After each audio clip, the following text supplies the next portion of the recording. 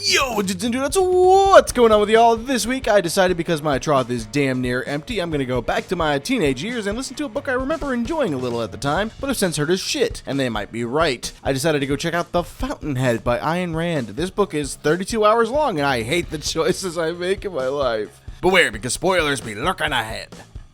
So, the beginning of this book starts off with a very pretentious and self-important monologue by the author about how she basically feels entitled to the fact that her book has remained in print for nearly 25 years. Frankly, it's full of the mindset of, I'm 14 and this is deep, which might explain my appreciation of the book at that time in my life as a young writer of only 4 years. At the end, there's a bit of an uplifting mention for struggling authors, which is nice, but comes off the end of pretension, and it's kind of like being slapped before you get a forehead kiss. She then mentions how she's not changed in 25 years and is as proud of The Fountainhead today as she was as the day when it was published, which makes her a damn fucking liar because every artist hates what they made more than 10 years ago. So, if you don't know, which I'm guessing is most of you, this book follows a couple different people, but mostly two: Peter Keating and Howard Rourke.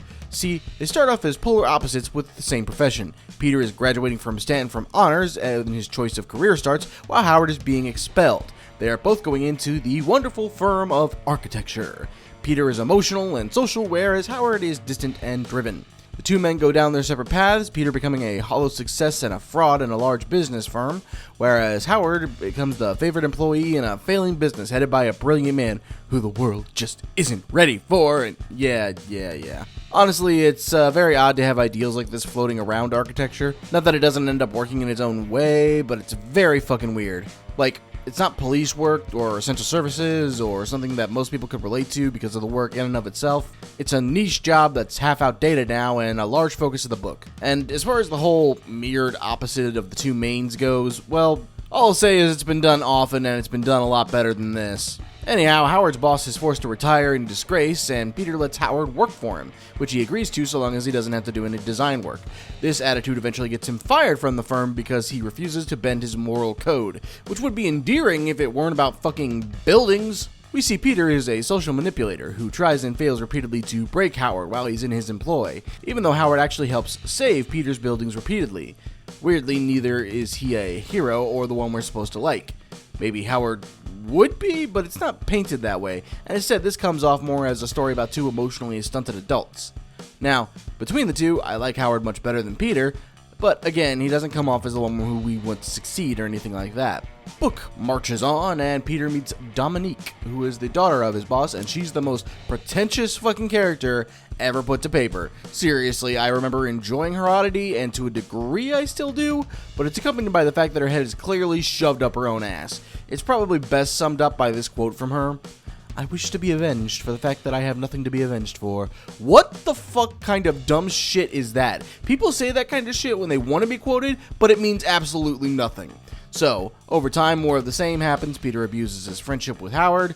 They make people think he's an amazing architect, and he makes partner at his firm. Howard ends up refusing a commission that could save his practice because they wanted to change around his building a little bit. Then he ends up moving to a stone quarry and starts one of the dumbest fucking romances ever put to fiction with Dominique, in which, after a couple weeks of intense hate fucking via the eyes, I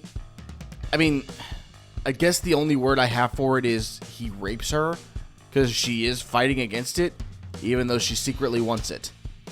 That's not me saying that, that's the book. So time passes on, and it becomes more about Dominique's influence over Peter and Howard, in that she steals commissions away from Howard and then fucks him because the world doesn't deserve his buildings. Then she gives commissions to Peter and eventually marries him, stealing him away from his fiancée, and her reasons for all of this are stupidly pretentious. Self-centered importance oozes from every single character of this book, like pus oozes from a teenage boy's zit, and the characters end up being twice as repulsive. Eventually, Howard is discovered by a famous asshole in charge of a newspaper chain who loves his building so much that he basically makes Howard's career even through the Depression, while Peter crashes and burns into the point of desperation, finally admitting that he is a talentless leech. Now, normally I rag on books for getting too pushy on either ideals or politics, but in this alleged novel, that seems to have been written for that exact point, to place these in fiction. Maybe that explains why the book sucks, because it does. It's extremely boring and has its head shoved so far up its own ass that it may be guilty of suicide by suffocation. And dude, this bitch waffles on more than any house could ever dream of doing. Anyhow, the ending comes up, and it's both at once extremely boring and anticlimactic. And yes, I'm sure that's all very much the point, and I have too dumb and low quality a brain to understand the wondrous messages, of which there are many, that exist within this boring fucking book. I won't bother explaining the ending because no one cares, me least of all. Suffice to say, this book would have to convince seppuku to make it worth having gone through, and it does not do that, so not worth it.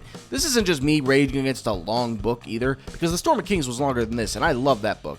My personal score is 0 out of 10. There is nothing redeeming here. There is no joy, there is no laughter. Despite all its effort, there is no moral or governmental complexities that make you think. There is only one lesson to learn from the Fountainhead, which is that once you let out a fart, it really is time to pull your head out of your own ass, or else you may start to like the smell. Let's go ahead and take a look at that bingo card.